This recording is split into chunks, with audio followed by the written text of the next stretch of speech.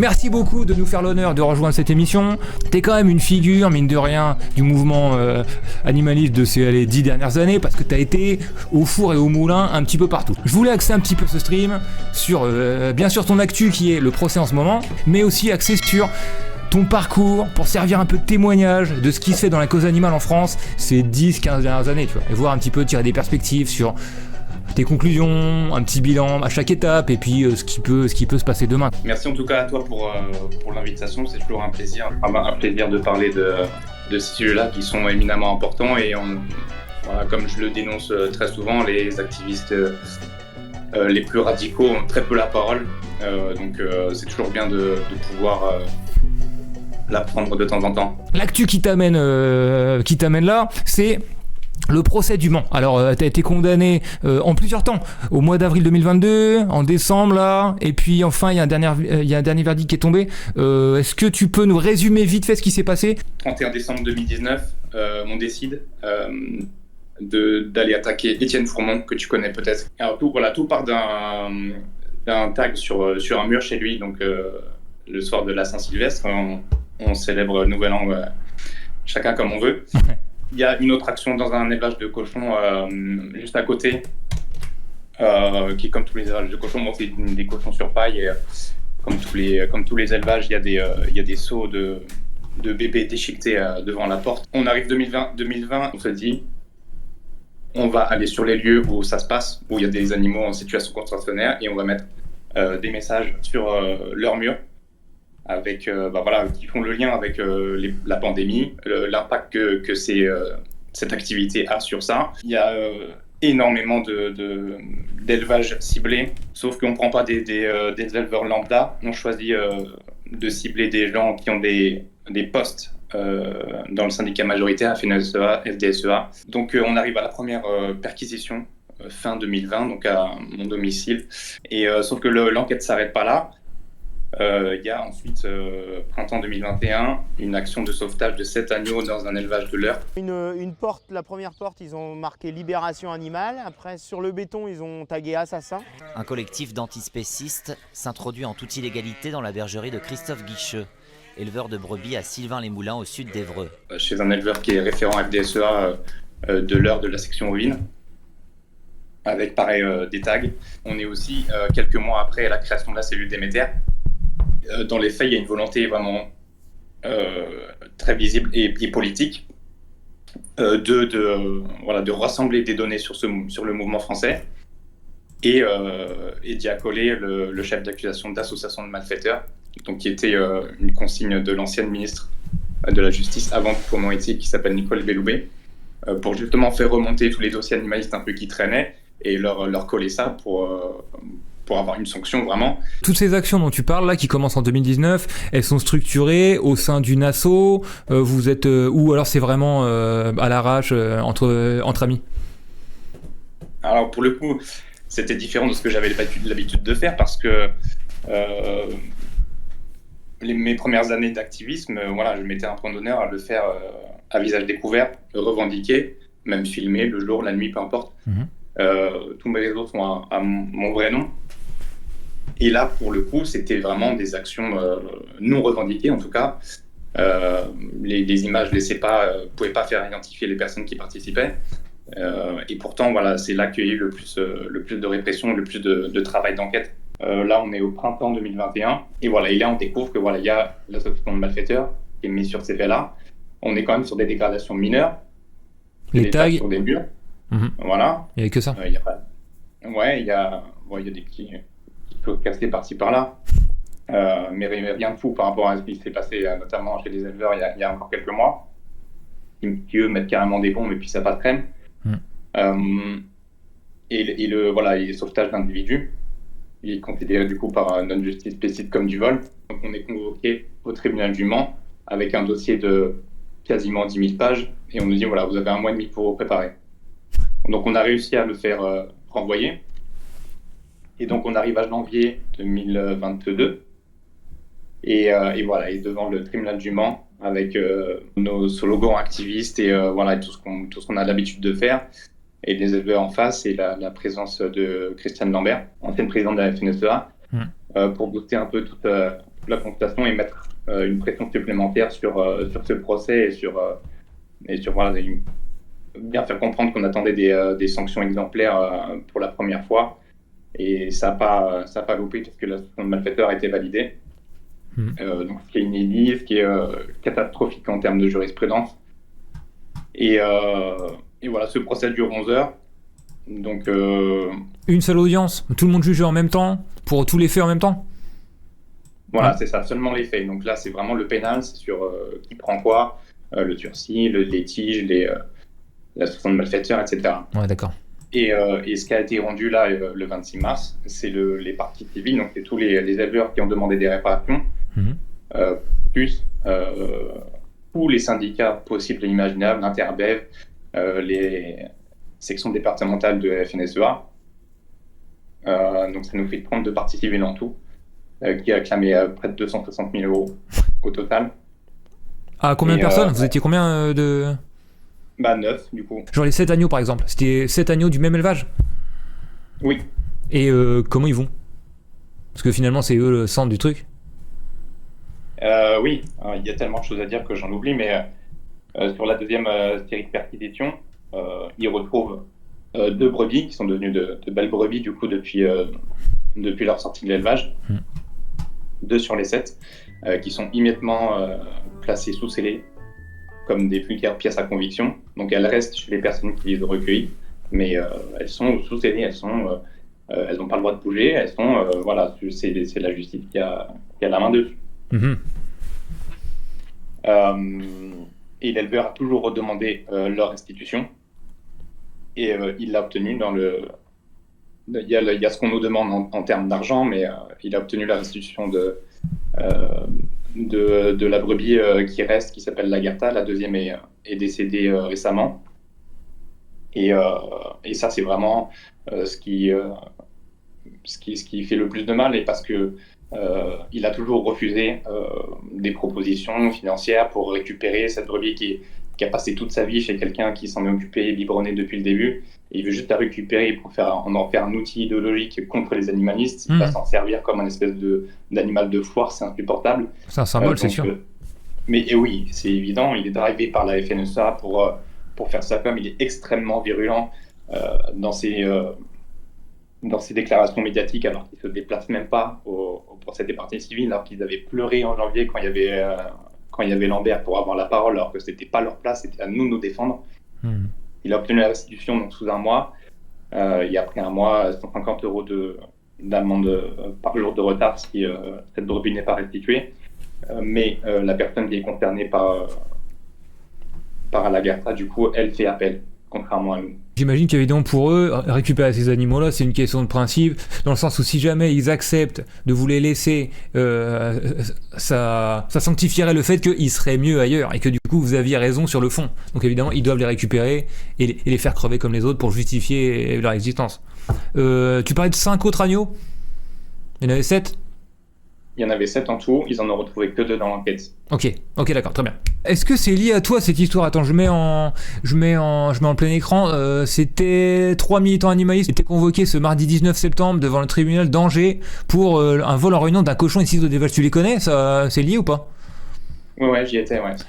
J'en faisais partie, ouais. Cette affaire, elle est beaucoup plus petite, mais elle est lunaire parce que les flics, les gendarmes vont chez les éleveurs avec des photos d'un petit cochon qu'ils ont retrouvé sur des téléphones en perquisition et des oies en leur disant est-ce que c'est à vous? Est-ce que c'est vos animaux? Ils leur disent c'est des animaux, je peux pas. Est-ce que ça pourrait être les vôtres? Oui. Bah voilà, on a potentiellement des activistes qui auraient pu vous les voler. Est-ce que vous pouvez porter plainte? Ils disent oui, pourquoi pas. Donc on a carrément été les chercher sans qu'il y ait de plainte, et ça démontre vraiment vraiment la volonté politique et de vraiment faire des affaires, de condamner des militants, des militantes sur des faits comme ça. En fait, je te fais arriver de but en blanc avec une dinguerie de sauvetage d'animaux, de procès, etc. Les gens vont peut-être pas tout piger. Toi, c'est quoi ton background avant de t'intéresser à la cause animale? Parce que tu dis que t'étais sensible à ça, mais que dans ton cercle, il y avait personne qui parlait d'antispécisme ni rien. Comment est-ce que tu te mets tout seul à te retrouver là-dedans souvent, c'est quelqu'un, tu vois, c'est un ami qui va t'amener à ça. Mais toi, enfin, comment ça s'est passé pour toi? Non, je sais pas, moi depuis tout petit, j'ai un truc avec les animaux et alors, au début ça passe par les chiens, les chats. Mhm. Avec ma mère, on faisait des dons, mais vraiment j'ai trouvé des cartes de la Fondation Assistance aux Animaux où je sais pas, j'avais une dizaine d'années. Et donc voilà, au début c'est les chiens, les chats, la SPA, les assos welfaristes comme voilà, CIWF, etc. Et parce que je sais même pas qu'en fait on peut faire autrement. On n'est pas obligé de bouffer ces animaux et qu'il y a des gens qui font autrement. Et j'en savais rien à l'époque. Et je vois l'horreur de l'abattage mais sous un angle welfariste.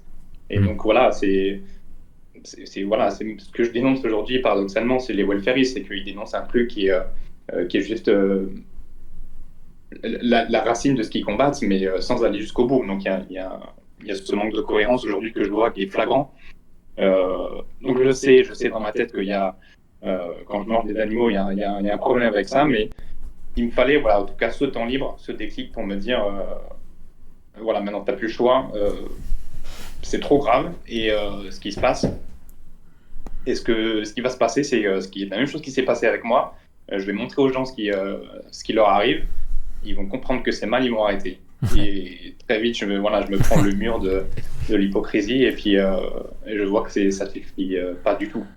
Et quand tu passes de ce mode welfariste où tu découvres un peu, tu vois, ce qui se passe et tout, et que tu te dis qu'il faut passer à l'action et que tu veux passer une phase supérieure, qu'est-ce que tu fais? T'étudies ce qui s'est fait dans l'histoire, t'étudies la LF, tu regardes des documents un peu à l'ancienne, ou tu vois juste qu'est-ce qui se passe en France, quel est le moyen d'agir, je me jette dedans?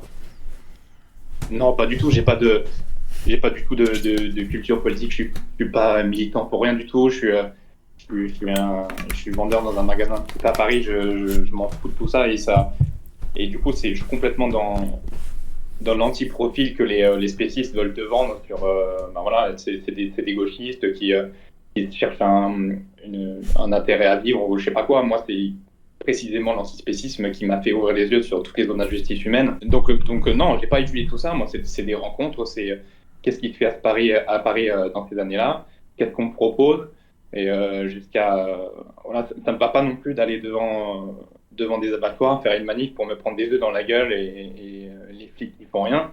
Je comprends très vite qu'il faut aller là où sont les animaux et qu'on va pas changer la face du monde en prenant les gens lambda, consommateurs, consommatrices un par un en leur disant c'est pas bien et puis on en a pour 5000 ans quoi. Donc il faut attaquer la petite poignée de gens qui décident concrètement du sort des animaux. Tu parlais des sanctuaires tout à l'heure. Enfin, moi, je t'appelle le refuge. J'aime pas ce mot sanctuaire parce que c'est comme s'il y avait des terres sacrées où on pouvait mettre des animaux. Il leur arrivait jamais rien. C'est faux. Le monde est spéciste. Si la France décide de fermer tous les refuges demain parce que c'est des animaux sortis légalement, c'est terminé quoi. Et de toute façon, les refuges, si on veut, on les remplit en une nuit quoi. On prend des camions, on va devant les élevages, on ouvre les portes. Et voilà. Donc il faudra s'attaquer aux petits groupes. De toute façon, on n'est pas beaucoup, donc autant aller directement à la source, des gens qui font naître les animaux, qui ouvrent les vannes des victimes et leur foncer dans le tas, quoi. On va partir de là où j'ai commencé à te voir, moi, c'est sur les actions de Anonymous for the Voiceless. Qu'est-ce que c'est que ça? Est-ce que c'est par ça que tu as commencé? C'est pas comme ça que j'ai commencé. J'étais déjà militant depuis quelques mois. Ok. Tout seul? Mais j'avais fait un peu le tour voilà, de ce qui se faisait avec L214. Moi, tout le monde commence un peu comme ça, avec tout ce qui est action de sensibilisation, voilà, tractage, action de rue légale, déclarée, etc. Et je tombe sur des vidéos d'Anonymous for the Voiceless, qui est une organisation australienne qui est toute jeune, et avec ce type de démo hyper impactant, donc les militants disposés en carré avec le masque de Guy Fawkes du film V pour Vendetta. Le truc d'Anonymous, quoi. Des écrans télé avec des vidéos d'élevage et d'abattage. Et les gens qui s'arrêtent et qui finissent en larmes et tout. Et j'en vois une, deux passer et j'écris tout de suite à la page pour savoir si ça existe en France. On est en quelle année là? On est début 2017. Ok. Et Et on me répond. tu te dis, On c'est me ça répond. qui va me. Enfin, disons que tu passes de militant L214 en veste orange à ça, parce que tu te dis, c'est un pas de plus vers quoi? Je me dis, cette action est hyper percutante. Il y a vraiment une ambiance qui est créée avec la musique, avec les masques, avec le dress code noir complet, qui est beaucoup plus cohérente avec les images qu'on montre. Et pas, voilà, on est vraiment sur un discours complètement éthique. On remercie pas les gens avec des cookies pour avoir regardé une vidéo et merci, ciao. Et donc, on me répond assez vite que ça n'existe pas en France encore et que je suis tout à fait libre de commencer. On m'a envoyé un PDF en anglais de 20 pages avec une démo. Ok. Et je fais bon, ok. Et j'y reviens un petit peu. Et à l'époque, c'est carrément le couple d'organisateurs australiens qui font les réunions. Et je leur dis, allez, ok, je suis à Paris, j'ai envie de tenter le truc. Alors, il faut tout traduire, il faut créer tout ce qu'ils ont. Tout leur doc en français. Et on arrive au premier Cube de la Vérité à Paris. On est avril 2017, il me semble. Et ça cartonne. On est une cinquantaine. Et voilà. Et c'était une nouvelle forme de militantisme en France. Et ça s'est développé assez vite avec une trentaine d'antennes un peu partout. C'est pas du boulot de fond de sanctuaire et de trapage de chats, c'est plutôt en mode sensibilisation des gens sur l'exploitation animale au niveau élevage et viande, etc. C'est ça? Genre, c'est ça qui t'a touché le plus pour rentrer dans cette cause? Ah oui, on est clairement sur... moi, c'est ça qui m'intéresse. Si on est animaliste, on s'intéresse aux animaux et je suis désolé, mais 99% des animaux qui sont tués, c'est ceux qu'on mange. Ceux dont on prend des produits alimentaires. Donc c'est basé là-dessus. Et il y avait ce côté vraiment professionnel, rigoureux, que j'ai découvert encore plus dans leur façon de fonctionner, qui m'a intéressé et que je voulais importer en France. Est-ce que t'es passé par autre chose avant de passer par Boucherie Abolition? Tout a été très vite en fait. Moi j'étais sur Paris, j'ai arrêté de bosser parce que j'en avais marre, ça n'avait plus de sens pour moi. Je savais qu'il y avait un problème avec les animaux, je me voilais la face, voilà, comme tout le monde. Ouais. Donc là, j'ai du temps, j'ai arrêté de bosser, je tombe par hasard sur Earthling, sur YouTube, je me tape les 2 heures d'un coup. Grosse claque, je me dis ok, c'est bon, j'arrête, je mets plus un centime là-dedans. Un mois plus tard, il y a l'enquête de Mauricio sur les abattoirs de Limoges qui récupèrent des poches. Les bébés qui sont dans le ventre des vaches égorgées, des vaches laitières, je me dis c'est bon, en fait, tous les secteurs, il n'y a rien à récupérer, c'est mort. Et encore un mois après, je suis dans la rue à tracter. Je ne connais pas les termes spécisme, antispécisme, personne n'en parle, ça n'existe pas. Enfin, ça existe, mais... pas dans ton entourage, pas dans ton cercle. Ouais, pas du tout. Et donc tout de suite, voilà, je vais vers le 114 parce que c'est le seul que je connais. Et je vois les limites du tractage parce que je suis avec des gens qui font ça que le week-end, c'est tout à leur honneur parce qu'ils font avec ce qu'ils ont, le temps, l'énergie, les moyens qu'ils ont. Et je vois la limite de ça, je me dis c'est pas assez. Il y a des actions au salon de l'agriculture, bon là c'est un peu plus, voilà, c'est un peu plus disruptif, on y va, on n'est pas dans la sensibilisation, on essaie de perturber un max, de un peu le bordel, comme tu dis dans ta vidéo d'intro. Et on me propose cette action à Toulouse de sortir des lapines d'un laboratoire de l'INRA avec donc Boucherie Abolition que je connais pas du tout. J'ai très peu d'infos quand j'y vais. Et voilà, l'action se passe très bien. Une belle rencontre activiste. Ok. Donc tu t'es pris par l'urgence de l'horreur pour les animaux, principalement d'élevage et d'exploitation pour la bouffe, etc. Et donc tu dis, il faut de l'action. Et là, on arrive à Boucherie Abolition. Boucherie Abolition, attendez, je vais quand même résumer pour les gens qui connaissent pas. C'est une asso qui était connue, bon, qui a quand même fait pas mal de bruit. Vers quoi, 2018, 2019, peut-être un peu avant? par là, non? Ouais, 2017-2018, ouais. Pour le pic, quoi, et qui était vraiment connu pour avoir un discours ultra agressif, envers, c'est vrai, tout le monde, et avec un jargon imbitable pour toute la population. Genre, par exemple, là, c'est un visuel de l'époque, avec un visuel, mais hardcore, je sais même pas ce que c'est que cette tradition barbare. Au Japon, je sais pas quoi, il s'écrit misooni, du grec miso, haine, et zone, animal, haine des zoonimaux. Et je me sens, quand j'ai vu ça, je me suis dit, mais qu'est-ce qu'ils racontent, mais ils vont se mettre tout le monde à dos et tout, c'est dingue et tout. Et en fait, je voyais plus de mèmes sur les véganes, pour se foutre de nos gueules, à cause de ça qu'autre chose. Mais toi, de l'intérieur, qu'est-ce qui t'a amené à ça? Comment t'as pris ça, cette mouvance-là? Comment tu t'as trouvé là-dedans? Tu vois, ce visuel, je le connais, il doit être récent parce que je l'ai jamais vu, mais je partage ton avis là-dessus. Il y avait évidemment des divergences, on est humain, on est en plus à fleur de peau quand on est animaliste et qu'on a compris l'urgence de la situation. Moi, comme je t'ai dit, ça a commencé avec l'action de l'INRA à Toulouse. Je connaissais pas du tout Solveig, je connaissais pas du tout ce collectif. Ensuite, on s'est rejoint sur l'essentiel, c'est-à-dire on n'est pas à la hauteur de ce qui se passe pour les victimes.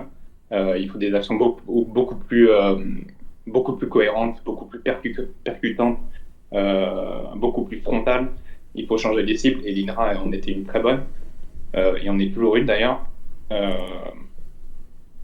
Et voilà, et du coup, sur ces quelques années, ça a duré quoi, 2 ans et demi, on s'est rejoint sur l'essentiel, il y avait un dynamisme. Alors peu importe si on se fait insulter par des gens qui ne comprennent pas ce qu'on dit ou par le public de Cyril Hanouna, ça je m'en fous complètement. Ça allait très vite. Il y avait c'était aussi au moment des vitrines de boucherie, donc où il y a des gens qui ont réussi à imposer le terme d'antispécisme dans l'opinion publique, et pour moi, ces gens-là, je leur serais extrêmement reconnaissant parce qu'ils ont imposé ce terme avec du courage, et grâce à eux, on a gagné des années sur ces termes-là, et en tout cas dans la politisation de la lutte animaliste. Et voilà, on en arrive jusqu'à, avec ce même raisonnement sur les refuges, à aller jusqu'à des libérations d'animaux, donc à vraiment faire le distinguo avec les sauvetages, donc qui sont prendre des animaux, les placer dans les refuges. Les libérations, c'est ouvrir les portes et laisser les animaux sortir comme ils le souhaitent, et advienne que pourra, parce que de toute façon ils sont déjà condamnés, il n'y a pas de place pour eux nulle part. Il faudrait plusieurs planètes si on voulait tous les mettre dans des conditions idéales. Donc évidemment, pour un mouvement animaliste français qui est absolument pas politisé, et qui c'était hyper clivant, on le savait. On a eu de plus en plus de divergences, de communication, de point de vue avec Solveig sur plein de choses. Donc c'est arrivé à son terme, et ok. Et je le regrette pas. Boucherie Abolition, c'était connu aussi pour faire des actions en mode libération d'animaux, mais comme tu dis, tu vois, genre ouvrir les portes d'un élevage et attendre qu'ils se cassent et considérer que c'est une libération. Et c'est vrai que c'est à rebours, tu vois, de toute l'expérience de la LF depuis les années 70 jusqu'à les années 90, où il y avait genre tous des réseaux de gens pour sortir les animaux, les transporter, les amener dans un refuge où ils puissent vivre le reste de leur vie, etc. Et il y avait tout un réseau dans la population qui s'était créé, tu vois. Et là, on dirait que c'est que la première phase, et ça s'arrête là, et c'est plus une disons que je sais que certains à l'époque avaient dit ouais, mais c'est plus en fait de l'image et de la com, tu vois, pour mettre le sujet sur la table, et limite des fois aux dépens des animaux, et dans ce genre d'action où genre t'ouvres la porte d'un élevage, ils se font écraser sur la route et t'estimes que c'est une victoire. Enfin tu vois, tu comprends ce point de vue? Non, c'est faux, c'est tout l'inverse en fait. C'est justement se mettre à la place de ces animaux, et c'est un des vrais problèmes de l'animalisme français, c'est que on n'est pas au même niveau d'information. C'est-à-dire qu'eux ont peut-être vu des vidéos, sauf que nous, on a été dans les élevages et on est derrière les vidéos. Donc on a les animaux en face de nous, on a les odeurs, on a tout l'environnement qui est carcéral, qui est chaotique, et il y a les regards de ces animaux. Et il y en a que j'oublierai jamais, c'est mon moteur encore aujourd'hui, de ces animaux qui comprennent ce qu'on leur fait et qui comprennent pas pourquoi on est là, Et pourquoi on ne les aide pas plus? Parce que quand on y va et qu'on fait que filmer et qu'on referme la porte sur eux, il y a quand même une grosse part de lâcheté, excusez-moi, de faire ça alors qu'on pourrait faire plus. Et faire plus, c'est quoi? C'est leur offrir une chance sur 100, alors que si on les laisse là, ils en ont 0. Et non seulement ils en ont 0 de s'en sortir, et en plus leur mort va financer la condamnation des futures victimes, de celles qui vont naître grâce à ce profil-là. Ok, d'accord. Donc, cette stratégie, elle est inattaquable. Sauf que voilà, on en est même venu à ce que je me rappelle la fille du sanctuaire Lunar qui nous avait dit mais en fait vous auriez mieux fait de leur mettre une balle dans la tête. Mais des propos comme ça, mais c'est gravissime. C'est mieux que des antispécistes mettent une balle dans la tête à des animaux d'élevage que de leur offrir de la liberté. Et on en arrive à des collectifs qui s'appellent Libération Animale, qui condamnent des actions de libération animale. Mais on marche sur la tête, quoi. Mais du coup, c'est par exemple en décalage avec, par exemple, ce que ferait 269 Libération Animale, où eux, tu vois, des fois, ils vont sortir un animal de toute une action à 50 personnes, mais ils en sortent un parce qu'ils savent qu'ils pourront le placer et qu'il sera vraiment sauvé, tu vois. Genre, c'est le contraire en termes d'approche. Ils laissent les autres, tu vois, mais ils disent que celui qui sort, il sort vraiment. Ça reste du symbole, hein, sur la logique. On est sur eux, leur action principale, c'est du blocage. Après, ils veulent sortir des individus, c'est très bien. Après, c'est comme ce que nous on sort. Il n'y a aucune garantie qu'ils ne soient pas retrouvés, placés sous scellés, récupérés par des éleveurs. Voilà, ils ont eu des histoires comme ça. Donc ouais, c'est pas la même vision, mais là on est sur le sauvetage et pour le coup, Libération, matériellement, c'est plus facile à faire. C'est juste des portes à ouvrir, quoi. Et si ça met le chaos, je suis désolé, mais au moins les gens auront leurs victimes en face d'eux, quoi. Un commando de l'association Boucherie Abolition s'en prend à un élevage de porcs dans l'Orne. Mi-avril, l'association Boucherie Abolition a mené une action de libération, entre guillemets, d'animaux dans plusieurs élevages, dont un dans l'Orne, avec vidéo à l'appui. Avant de lire l'article, je voulais te poser la question. Qu'est-ce qui t'a fait choisir de faire des actions illégales à visage découvert? Genre dans la vidéo, on vous voit et tout. Ouais, c'était la stratégie choisie. Et pourquoi? C'est toi qui as choisi ça ou pas? J'étais d'accord avec ça parce que je le faisais aussi de mon côté et j'ai continué à le faire tant que je pouvais. Mais parce que d'une, ce qu'on fait c'est juste. Notre combat il est juste, on se bat pour des victimes, donc tout le monde se fout et on n'a pas à se cacher, à mettre des cagoules et à s'habiller en terroriste, en commando ninja pour le faire, parce qu'actuellement on sauve des vies. Alors je comprends toute la logique de sécurité, de se protéger. On peut aussi aller dans le sens où finalement se montrer comme des citoyens, citoyennes. On se protège aussi. Après, reste que ça marcherait beaucoup mieux si on était plus nombreux à faire ces actions-là et à se mettre face au risque que ça implique. Mais c'est ça qu'il faudrait faire, oui, dans l'idéal. Le plan, c'était de créer une vague, en fait, genre créer un exemple avec à visage découvert, où genre vous pouvez tous faire ça, vous aussi, participer au mouvement, etc. C'était un peu ça l'esprit. Oui, c'était un peu ça, ouais. C'est pour ça qu'ensuite on a disrupté la Vegan Place de L214 le jour, leur manif annuel là, avec la statue de la République, avec Open the Farms. J'y étais, je me souviens, je crois. Et tu t'es retourné contre ton créateur. C'est pas... Ouais. non, mais je rigole, évidemment, mais... Je dis comme tu disais que t'avais commencé comme ça, tu vois. Mais bien sûr, mais je pense qu'on est tous des enfants d'L214, mais Moi pas, mais... Ok. Je suis aussi antispéciste et je pense que c'est hyper légitime d'attaquer quand il y a des positions spécistes. Et voilà, c'est quand même une association qui a 15 ans de passif. Et on a quand même le droit de regarder un peu ce que ça a donné en termes de stratégie et de dire que si ça ne marche pas, parce que ça ne marche pas, il y a toujours plus de victimes, que les gens en plus se sont habitués à ce type d'image et que ça leur fait plus grand chose. Et en plus, on voit que ça crée de moins en moins d'activistes. On a quand même le droit de remettre ça en question. Hein. Donc le plan, c'était un peu de déborder les welfaristes avec des coups d'éclat pour essayer de créer une vague une vague d'action directe dans le pays. Et du coup, quel bilan tu tires de ça? Parce que c'est pas vraiment arrivé. Est-ce que c'est l'époque qui veut ça? Est-ce que c'est les mentalités françaises qui veulent ça? Qu'est-ce qui fait que ça bloque? Je me suis énormément posé la question. J'ai même fait des sondages à l'époque sur mes réseaux pour savoir un peu qu'est-ce qui bloquait, comment ça fait cette vigueur avait même baissé depuis justement ces années-là, 2017-2018. Je pense que c'est un mélange de plusieurs facteurs. Il y a le cruel manque de politisation en France, on n'a pas justement cette culture ALF, cette culture alors, tout le monde nous prend pour des râleurs, des révolutionnaires dans le monde, mais dans les faits, on ne l'est plus. Je suis peut-être démenti par les Gilets jaunes, mais après, il y a le volet répression. On se fait démonter comme c'est pas possible.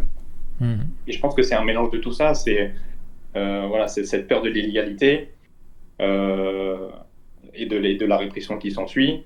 De ne pas vouloir sacrifier sa vie, parce que concrètement, on en est là. Faut sacrifier sa vie personnelle, sa situation financière, son avenir, son quotidien. Et peut-être que les gens ont eu un peu marre aussi des dramas personnels, et je pense que ça a joué aussi. Mais après, ça excuse rien, parce qu'on n'est pas là pour faire plaisir aux autres militants. On est là pour... moi, j'ai des comptes à rendre qu'aux victimes, donc si elles continuent à se faire massacrer, il faut être là, quoi. On n'a pas à se brider juste parce qu'on n'est pas d'accord avec un tel ou un tel, quoi.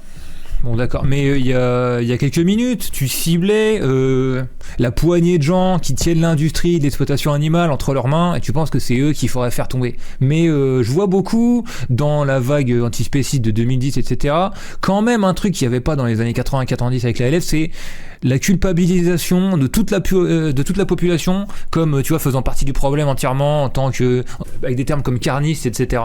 Et moi, j'ai l'impression que ça coupe un peu le mouvement des animaux du reste du monde. Mais en même temps, ça a sa dignité, parce qu'évidemment, on est tous pris dans ce système où il y a du jambon partout, tu vois, il y a des animaux qui sont exploités dans toutes les strates de la société, et se sortir de ça pour nourrir sa famille, on sait que c'est possible, tu vois, mais ça demande quand même un effort mental de se mettre en rupture avec tout le système. Et du coup, moi, ça me gêne toujours un peu le fait de culpabiliser toutes les masses et de se les mettre un peu à dos avec des actions comme par exemple, tu vois, le jargon vénère de Boucherie Abolisson. Toi, comment tu te places vis-à-vis de ça? Genre, est-ce que tu penses que tous les carnistes sont les ennemis, tu vois, comme je vois souvent, ou comme tu disais au début, c'est qu'une poignée, mais c'est quoi le lien entre les deux? Comment couper le lien entre les lobbies et la population? Le terme carniste, moi, je l'utilise jamais. Je trouve qu'il n'a pas lieu d'être, parce qu'il y a déjà des mots qui existent. Moi, je dis toujours spéciste, parce que c'est ce mot qui devrait être utilisé en premier et qui définit l'idéologie totalitaire qu'on combat et qui fait des victimes. Après, voilà, le problème, c'est qu'on se juge tous et toutes alors qu'on a des interlocuteurs et des stratégies différentes. Et moi, en tout cas, plus maintenant, j'essaye pas de convaincre des gens d'arrêter de manger des animaux. Enfin, en tout cas, c'est pas mon discours principal. Moi, je m'adresse à des gens qui sont déjà militants, qui ont déjà compris pour l'antispécisme, et j'essaie de les radicaliser. Parce que pour moi, c'est pas un gros mot, et c'est même c'est un devoir moral, et c'est une nécessité pour l'avancée de la lutte animaliste. Et que ce soit sur mes réseaux ou dans des actions que je fais, moi, mes cibles, c'est ceux qu'on a ciblés. C'est la FNSEA, c'est l'INRA, c'est Interbev, c'est les gouvernants, le ministre de la Culture, etc. Parce que c'est des gens qui ont le pouvoir et qui décident concrètement du sort des animaux, des futures victimes. Donc moi, les lambdas, je m'en fous. Et quand ils peuvent donner leur avis sur mes actions, j'en ai rien à foutre, parce que c'est pas ma cible. C'est pas à eux que je m'adresse. Peut-être que c'est le cas de Boucherie Abolition aussi. Même si, voilà, dans les méthodes utilisées, c'est compliqué de fédérer au moins des gens qui sont d'accord avec toi avec ces méthodes-là. C'est une partie des désaccords, mais on n'a pas les mêmes interlocuteurs, on n'a pas les mêmes cibles en tout cas. Si la masse des gens en général c'est pas ta cible, et que tu dis que tu t'adresses plus à des militants qui sont déjà conscients, et pour leur faire un pas suffisant, est-ce que tu penses qu'on peut changer le monde, ou en tout cas se débarrasser de l'exploitation animale, en se basant sur une minorité de gens? Genre, tu sais, la théorie, par exemple, j'ai vu Camille Etienne parler de ça, genre avec 3,5% de la population, on peut changer le monde, même contre leur volonté, etc. Genre, est-ce que t'es là-dedans, Ou tu penses quand même qu'à un moment donné, tu vois, il faut une révolution et il faut tout le monde, quoi. J'ai été là-dedans. C'est une théorie qui existe depuis très longtemps.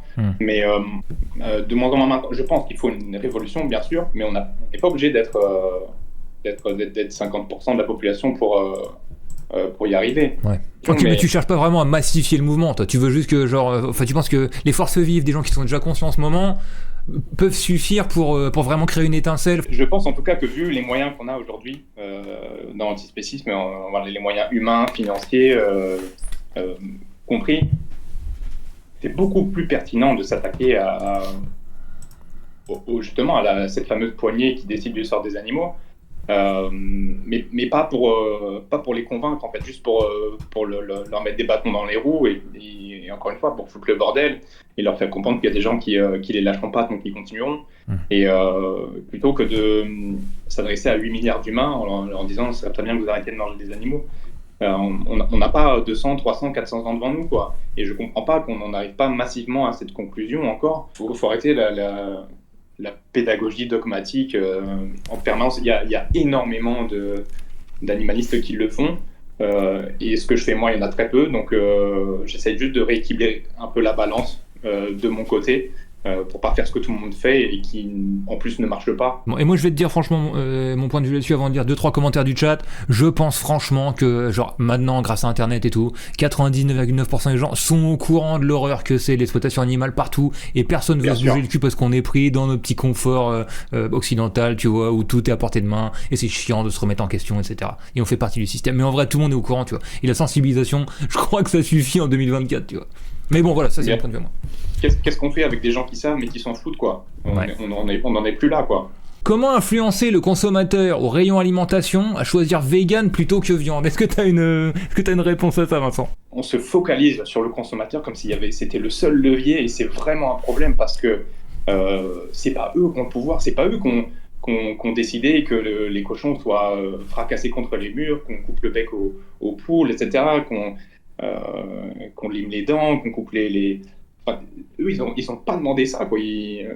C'est des industriels qui ont mis ça en place et certes, ils sont financés par ces gens-là, mais en plus, choisir vegan plutôt que viande, ça peut être du Herta, ce que vous achetez vegan. Donc l'argent que vous mettez dans le Garden Gourmet, là, c'est Herta, ou Danone, etc. Vous pensez qu'il va où? Ces gens-là, ils ont juste compris qu'il y avait un marché supplémentaire à mettre en place, et ils vont garder les deux, mais aussi longtemps que possible.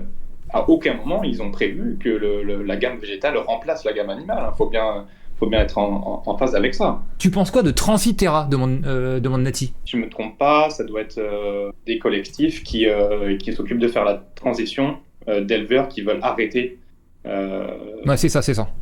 d'exploiter des animaux pour passer au végétal. Qu'est-ce que tu penses de ça? Ça c'est pour moi éminemment nécessaire, bien sûr. J'ai un immense respect pour ce que fait Virginia Marcus en Suisse avec coexister. Ça, il en faut de plus en plus parce que ça répond apparemment à une vraie demande de gens. Alors ça va un peu à contre-courant de mon discours de condamnation des gens qui exploitent les animaux et qui certainement pour l'ultra-majorité le font en conscience et ne changeront jamais parce que pour eux c'est normal, ils ont baigné dans une violence quotidienne depuis qu'ils sont tout petits et qui changent jamais. Mais pour les gens qui veulent changer et qui sont vraiment meurtris par ça, évidemment qu'il faut des groupes comme ça et j'irais même jusqu'à dire que ces groupes-là, il faudrait encore plus les financer que des associations qui ont pignon sur eux et qui font de la sensibilisation. Avant de passer à la suite et de lire l'article sur les cochons sortis et les oies, j'aurais de faire réagir à ça. J'ai vu que Animal First avait fait un post pour tailler le gars que j'aime pas là, et donc j'étais content de voir ça. Thomas Braille, le mec avec les arbres là. Toute l'hypocrisie, attends je mets à l'écran, toute l'hypocrisie de l'écologie spéciste résumée en un seul personnage. 15 000 € pour sauver sa ferme, on peut y arriver. Et donc le tweet de Braille c'était « Merci de relayer au maximum ». Attends, musique de Thomas Braille, voilà. « Merci de relayer au maximum, nos agriculteurs nous nourrissent quotidiennement, on peut pas se permettre de les voir disparaître ». Qu'est-ce que c'est que ces conneries, Braille? Bon, déjà moi, je le déteste pour plein d'autres raisons, le fait qu'il mette sa gueule devant tout et que ce soit que sa gueule en fait, son assaut, et que ce soit du cinéma constant, mais vous avez posté ça, j'étais très content de voir ça. Il y a eu la même chose chez Hugo Clément, juste après. C'est où genre il a fait une cagnotte pour sauver un éleveur. Qu'est-ce que tu penses de ça? Je crois le savoir, mais je veux te l'entendre dire. Ah bah, je l'ai dit, ce que je pensais, c'est d'une hypocrisie, mais incroyable. Thomas Braille, le mec, j'ai pas envie de lui taper dessus, mais le mec, il va pleurer sur des platanes, là, et puis il y a 2 tweets après, il nous dit il faut soutenir cette éleveuse pour continuer à égorger des vaches. Alors, il y a ce truc éthique qui est aberrant, mais en plus, il faudrait peut-être lui apprendre que la première cause de déforestation mondiale, c'est l'élevage. Donc, pour nourrir les vaches de madame, là, t'as abattu combien de forêts, etc.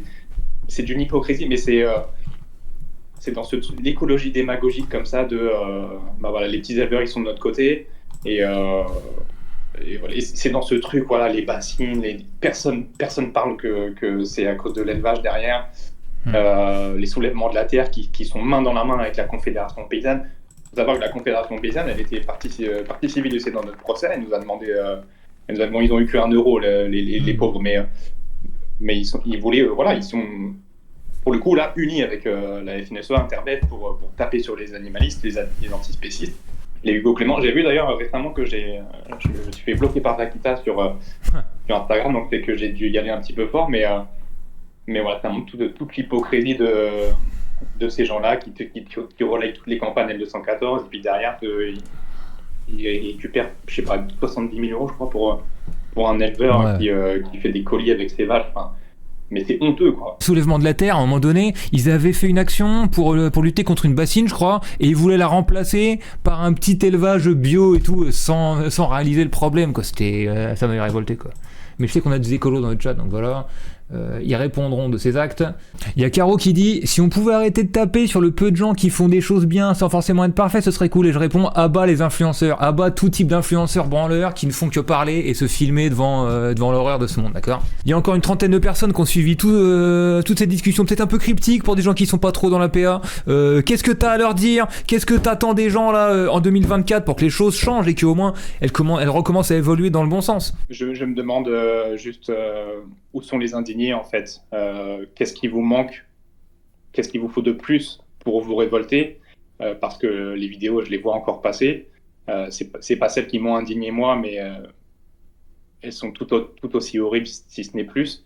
Et j'ai l'impression qu'il y en a 1 ou 2 par mois qui sortent, et on attend la prochaine. Et c'est insupportable, en fait. Les animaux, ils sont, à l'heure où on se parle, en train d'agoniser avec la tête dans un mélange de bouillie et d'eau, et le cul dans leur merde, et il n'y a personne pour les sortir de là. Ils peuvent même pas mettre fin à leur jour, se suicider s'ils le voulaient, parce que c'est tellement ils sont cassés psychologiquement. Il n'y a pas pire traitement pour n'importe quel être vivant sur cette planète. La seule façon que ça porte ses fruits, ce serait qu'il y ait des gens qui prennent le relais. Alors moi, je suis prêt à les former, ces gens-là, je suis prêt à les préparer à la répression, à éviter les écueils dans lesquels moi et d'autres camarades sommes tombés. Mais par contre, voilà, la première étape, je pense, c'est d'aller voir ces animaux sortir des vidéos, d'aller voir derrière. Alors c'est peut-être moins facile maintenant qu'avant, mais il y a toujours des portes ouvertes. Les élevages sont très facilement localisables sur Maps. Allez les voir, et je vous garantis qu'il y a des regards qui vous resteront gravés à vie. Et vous saurez pourquoi vous vous battez. Acheter du jambon végétal partout, c'est pas une façon de se battre. Je dis pas que c'est bien, je dis pas que c'est mal. C'est peut-être le sens voilà, de la société de consommation, mais voilà, il y a toujours des victimes derrière. Il n'y en a pas de moins en moins, c'est pas vrai, il y en a de plus en plus, même si les gens en consomment moins chez eux. À l'extérieur, ils en consomment beaucoup plus. Et en plus, ils vont vers des espèces plus petites comme le poulet, où ça fait encore plus de victimes en termes d'individus. Voilà, moi, j'aimerais juste voilà, qu'il y ait un regain, voilà, une vraie révolution. C'est peut-être la seule façon qu'on aura de faire avancer cette lutte politique, et aussi réveiller tous les gens qui se disent de gauche sur le sort des animaux, parce que il y en a assez de cette hypocrisie. Ok, bien parlé. Et sera bien parlé cette conclusion. Je suis d'accord avec toi. Écoute, merci franchement d'avoir toléré 1h30, enfin 1 heure de mes questions un peu insensées, d'avoir pu raconter ton témoignage.